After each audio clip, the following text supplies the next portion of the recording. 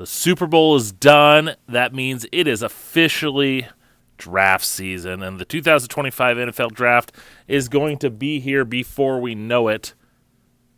And since it is draft season, you know it's time for a mock draft. So I am releasing my first mock draft, my first 2025 mock draft of the season.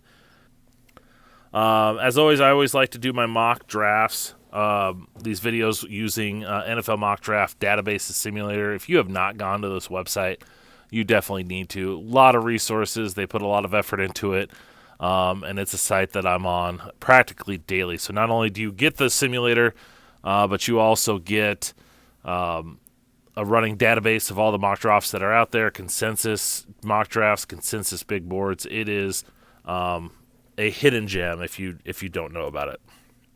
All right, so let's go ahead and get started. I'm not going to do any trades with this mock draft just because it's so early. So we're going to start with the Tennessee Titans. Conventional wisdom, and I think Cam Ward is definitely a possibility for the Titans here. In this case, I'm not going that route.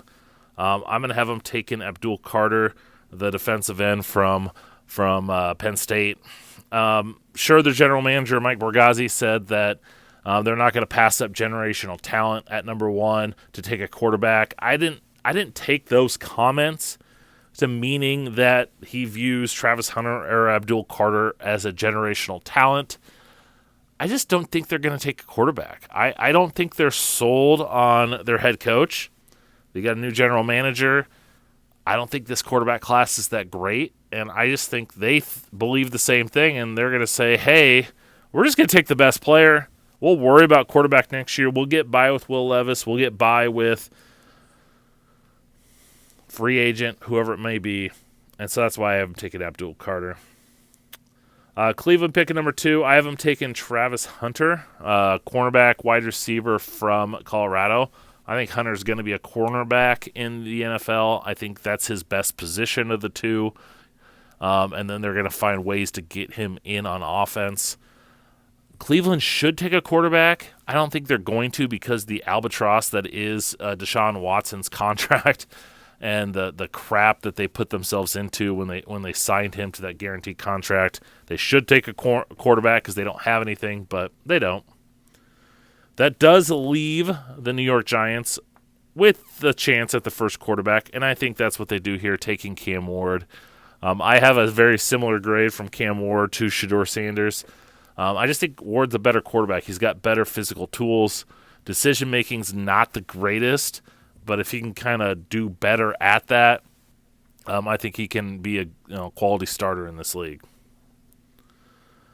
That gives us New England. New England, I think, is probably going to take they could go a lot of different ways, but in this situation, I'm going to have them taking Mason Graham, the defensive tackle from Michigan, with Mike Vrabel there. They could take offensive tackle, but I don't think there's a true left tackle that's worth this 5th or 4th pick with that 4th pick. So I think they just go best available player, and I think Mason Graham gives them a dynamic interior defensive lineman.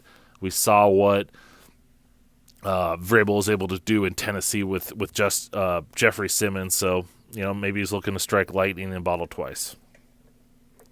Jacksonville picking here. I have them taking cornerback Will Johnson. They took a cornerback a couple years ago. I just think that's, once again, one of the better positions available, a position of need, so no-brainer there. Las Vegas picking 6. This is where I have Shedeur Sanders going. There's lots of rumors out there of where Shedeur is going to go and which teams are really interested in them. I think Vegas, at this point, looks like a team that could be desperate for a quarterback. Starting a new regime, let's get a new quarterback in there. Shedeur's got a lot of talent. He holds the ball way too long. And we've seen guys come into the draft who hold the ball way too long, and that does not change. It's hard to coach that out of some of these guys. Hopefully they can out of him. He's got a lot of talent. But like I said, to me, he's the second best quarterback in this draft class. New York Jets, definitely a team that could move up for a quarterback. Not available in this situation, so I have them going offensive line and taking Will Campbell. I think Will Campbell's the best offensive lineman in this draft, a guy that could play left tackle, could move inside the guard. Shorter arms, that shows up on tape, but he's a good athlete, puts himself in a good position. I think they try him out at left tackle. If that doesn't work, they move him inside to guard. I don't think they could go wrong either way. Carolina picking 8. This is where I have them going with Georgia's Jalen Walker, linebacker edge. I've seen some comparisons to Micah Parsons. I don't think he's that type of player. You know, he's an impact player on defense. Don't get me wrong. He's definitely an attacking guy. He does all his work moving forward. Not a lot in coverage. I think he'd fit well within Carolina's defense. I see a little bit of Roquan Smith in him, and Carolina's got that Fangio influenced defense. So, you know, maybe they say, hey, he could be our Roquan Smith there. New Orleans at 9. I have them taking Michael Williams from Georgia, another Georgia defender. This one, the edge pass rusher. Michael, another dynamic athlete, still a little bit raw, draws a lot of comparisons to another Georgia linebacker that was taken number 1 overall by the Jaguars. Michael Williams, I think his best football's ahead of him. I think he's going to fit well with the Saints, who they desperately need some edge rushers. All right, Chicago picking 10. I think Will Campbell would be a pretty good scenario for them. Start him in at guard, move him outside to tackle if need be, but he's not available here. So I still have him going offensive line, but I have him taking Josh Simmons. Josh Simmons might be my favorite player in this draft class. And you watch his tape before he got injured, and he looked like a top 5 pick. Looked at like he could be one of the best players in this draft class. But he's hurt. He had an ACL, missed most of the season, and we don't know when he's going to come back. But I things look good. It looked like it was a clean injury, nothing too big. How he does at the combine with those medical testing will determine how high he goes. He probably will fall. He's probably not worth the 10th overall pick. But at this point, I think he would be a slam dunk pick for the Bears. Maybe he plays guard. Maybe you move Braxton Jones to inside the guard. Maybe you move Darnell Wright inside the guard and you put Simmons on the right side. I don't know. He's the best offensive lineman in this class if there wasn't an injury. I could see the Bears maybe going Kelvin Banks here just because, once again, that guard tackle flexibility. But they're going to take an offensive lineman. Speaking of Banks, I have him going to the San Francisco 49ers. They're also another team that needs some offensive line help, right tackle, inside a guard potentially. I think Banks is definitely a player that could fit well with them. Moving on to Dallas at pick 12. I have them going receiver, but I don't have them going the receiver that a lot of people probably think. I have them going with Texas's Matthew Golden. I think Matthew Golden was a player that a lot of people maybe didn't have that much knowledge about him, and then Daniel Jeremiah puts it out there that he's one of the better wide receivers in this class, and of course he goes flying up the draft boards. I hadn't watched Golden until Jeremiah put that out. Watched him a few weeks later. Really like the guy. Reminds me a lot of a Brandon Cooks. Tight comparison. I know the smaller guys. He's 6 foot or shorter, but he just plays bigger, and he's fast. He can go up and win contested catches. Good route runner. Dallas, besides CeeDee Lamb, they don't have much. And I definitely think Golden is a guy that could fit really well with the Cowboys and complementing CeeDee Lamb pretty well too. All right, Dolphins picking 13. I think they go offensive line, and I think they play it easy and safe and take Tyler Booker, left guard from Alabama. Just give them a plug-and-play left guard, help out this rushing attack, help out this offense, keep Tua clean. Seems like a kind of a no-brainer. Not sexy, but no-brainer. All right, Indianapolis Colts pick 14. Tyler Warren is a pretty common pick for them. I don't think they're going to go that way. I think tight end's a pretty loaded draft class. I like Tyler Warren. I don't think he's as high, going to go as high as people think, just because this tight end class is loaded. And I think teams might say, yeah, we like Tyler Warren, but we could probably get a good guy in the second round. Maybe I'm completely wrong, but I have them going Malachi Starks. They really need some help at safety. I think Malachi Starks is the clear top safety in this class and probably one of the best safety prospects we've had. This guy can do it all. He can play deep in coverage. He can cover in the slot. He's got good ball skills, and he's not afraid to come up and lay the wood against the run. He's a do-it-all safety. All right, Falcons. This looks like it's going to be a defensive end. That's their biggest need. It's a good defensive end class. I have them taking Shamar Stewart. Shamar Stewart is not my. I think this is the second or third defensive end, third pass rusher taken. You have Abdul Carter and then Mykel Williams. He's not my third-rated guy, but I'm a huge Shamar Stewart fan. Watching him and Nick Scorton from Texas A&M. Stewart's a guy I like better. More juice, more speed. I still think he's a little bit more raw. Scorton's a little bit more refined. But I think Stewart's a guy that's going to have a sky-high ceiling. And it was Javon Walker a couple of years ago, went number one to the Jaguars. I think you're starting to hear Shamar Stewart could have a meteoric rise like that. Arizona picking, 16? They're also going to go defensive end, and this is the guy that I like the most, Mike Green. I mentioned Josh Simmons might be my favorite player in the draft. Mike Green might be my second.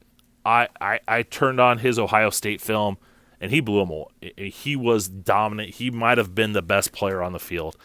And you look at Abdul Carter, what he did against Ohio State, and what Mike Green did, and Mike Green played better against Ohio State. And you game plan to stop Mike Green because he's the clear best player on Marshall's team, whereas Abdul Carter is the best player on Penn State's team, but they also have a lot of other guys that are really high-level players. And like I said, Mike Green had a bigger impact. And I still think Abdul Carter's good. I still think he's going to go in the top 3. But Mike Green, he's a guy that I think you need to keep an eye on. It would not shock me if he went in the top 10. Okay, pick 17, Bengals. I have them going defensive tackle, and I have them taking Derek Harmon from Oregon, another player that I really like. To me, he's the plan B option for Mason Graham. I think they play a very similar game. Bigger defensive tackle, but very good at penetrating and getting upfield and wreaking havoc. So I think Harmon is a guy Bengals need to kind of reload their defense, and I think they go interior right here with Derek Harmon. Seahawks pick 18. I think offensive line's definitely a place that they can go, and I have them taking Armand Mimbo. I probably mispronounced the last name. Right tackle for Missouri. I think he's probably going to shift inside. But I think he's a versatile player. He's a guy that could probably play all 5 positions if need be. I think he's better in the interior. You could stick him out at right tackle if need be. But the Seahawks need that interior, and I think he's a guy that's going to be a good fit for them. All right, Tampa Bay picking at 19. They can go a lot of different directions, but I think a position to kind of keep an eye on is Tetrola McMillan. A lot of people have him in the top 10. I'm just not a big fan of him. I'm a little bit more down on him than the most. You know, he's big. And you're going to see some a lot of comps out there. But I don't know. The games that I watched early, he just didn't wow it for me. I'm going to go back and rewatch some tape. He's got good hands. He doesn't have the high-end athletic traits that you'd like. And there were some contested catches that he didn't make that you kind of, at his size against the competition he's playing at, you would have liked to seen. So maybe I just watched 2 tapes that he just was meh and mid on. We'll see. But right now, I think he's more of a second half of the first round. Maybe he can go to Tampa Bay. They need a help at receiver, opposite of Mike Evans, Chris Godwin in that. So maybe he can go there, learn from Mike Evans, one of the best big receivers that we've seen in the NFL the last couple of years. Denver, Sean Payton. I have him taking Tyler Warren, another player that's projected top 10 by some people. Dynamic athlete. He was Penn State's weapon on offense. Made a lot of big plays for them. They used him all over the place. I don't think he's a top 10 tight end. Tight ends tend to slip, and I think he does that. Sean Payton has said that he needs kind of that X factor, zebra, whatever he called it, whether it's a pass-catching tight end or a really elite pass-catching wide receiver. Brock Bowers was a guy that we thought they might take last year, but they went out and got the quarterback. I think they looked for that weapon here, and with Tyler Warren still available, he's their pick. Colson Loveland is another possibility, but I think Warren goes ahead of Loveland here. Pittsburgh Steelers. I think they're going to go wide receiver. Now, they've typically had good receiving picks on day 2, but I think they really need to address that position early, and a lot of people are projecting to do that. I have him taking Luther Burden. He's my number 1 rated receiver in this class. He played mainly in the slot at Missouri, but he's just such a smooth, dynamic receiver. He can play inside, he can play outside. I think Pittsburgh's a good fit for him. George Pickens is ultra talented, but just seems to always have issues. And then they just kind of really lack. Pittsburgh was just a wide receiver factory for the longest time, and they just haven't been able to keep it up lately. So I think they put a priority on it and take Luther Burden here. Chargers. This is where they take Ashton Jeanty. Ashton Jeanty is my second-rated player in this class. I am a huge fan, but he's a running back, and he could go high. It wouldn't shock me if he went high. He's perfect size for a running back. He's got the speed. He's got the ability to be a factor in the passing game. Just a bowling ball that you can't take down. Imagine him in Jim Harbaugh's offense, and their attention to running the ball, and that I think he'd be a superstar there. Green Bay, I have him taking James Pierce Jr., another guy that I like. Reminds me a lot of Leonard Floyd coming out of Georgia and what he's been in the NFL. The Packers love to draft defensive players. They could use some help on the edge. They like to take the high-end traits, and all those things, it's boxes checked for James Pierce Jr. All right, Minnesota, I think they're a team that we got to watch along the defensive line, so I have them taking Walter Nolan here, the defensive tackle from Ole Miss. Very good with his lateral agility and quickness. With Brian Flores as their defensive coordinator, wanting to press and bring pressure, I think getting a dynamic pass rushing defensive tackle will be huge for them. Houston, I have him taking Kenneth Grant. Here's a guy that could go higher. He has the prototypical run stuffer body and strength, but he does show on tape that he's able to create and create some pressure as well. So I think he'd be a good fit there. St. Louis here at 26. I have him taking offensive tackle. They really could use some offensive line help. And Josh Conerly Jr. from Oregon, solid, good offensive tackle prospect. I think second half of the first round is a perfect fit for him. Ravens at 27. I also have them going offensive tackle or offensive line. And I have them going down to Arizona to take Jonah Savaiinaea, guy that could project inside at guard. Another team that could use some tackle, and if it doesn't work at tackle, move him inside to guard. And so Savaiinaea would be a good fit there. Detroit, I have him going defensive end with Texas A&M's Nick Scorton. He just seems like a perfect defensive end for the Lions. Power at the point of attack, pass rusher, opposite of Aiden Hutchinson. Definitely a good fit right there. Washington, I have them going receiver with Emeka Ibuka. You got Terry McLaurin. Why not go get it back to Ohio State and get another guy to kind of complement him and Ibuka? I think Ibuka is going to be a very good number 2 in the NFL. Got a lot of traits. He's not a number 1, but he could be a high-level number 2. All right, a couple more picks. Buffalo, I have them taking, going cornerback here with, where is he? Azari Thomas, press man corner out of Florida State. Putting the tape on him. Really like him. He's tall. He's long. He's got good speed and length, and the ability to turn and run with receivers. Really like him there. Our last 2 picks, we have the Kansas City Chiefs. We know they're going to go offensive line. So they have them going with Ohio State's Donovan Jackson. They got to replace Trey Smith at right guard. I'd love to get him a tackle here, but I don't think there's a tackle worthy of that. So Donovan Jackson can replace Trey Smith there. And then your Super Bowl champion, Philadelphia Eagles. I have them going defensive line. They're going to have to replace some of those guys.